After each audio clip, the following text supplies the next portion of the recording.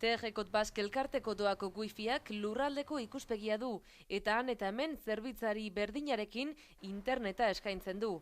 30 minutuz izan dezakegu zerbitzua, horrelako afitxak dauden inguruan.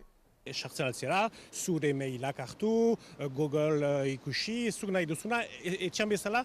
Wifi territoriala izeneko zerbitzu honekin lehen aldian erregistratu eta ondoren automatikoki azalduko zaigu mugikorrean konektatzeko aukera.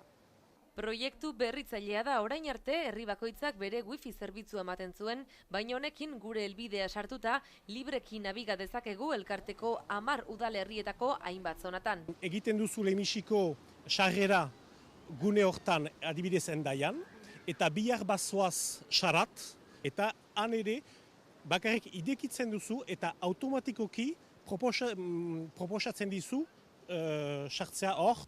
Eta alaxe egin dugu zerbitzua saran probatu dugu. Beraz bada hemen kostako turismo bulego guztietan eta gero beste sitio turistiko batzuetan hemen bezala lagunen, beraz wifia doainik izaten aldute beraz klienteak. Gaur egun bezeroek biziki eskatzen duten zerbitzua da.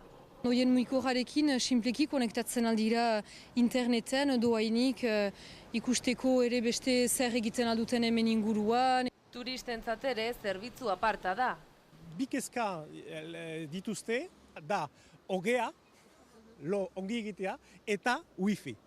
Leheno, jendea bakantzetan joaten zen eta bakarrik argazki masinakin. Oain, etortzen zira zure smartphone, eta nahi duzu beti segitu, Facebook ikusi, arlo hortan gira.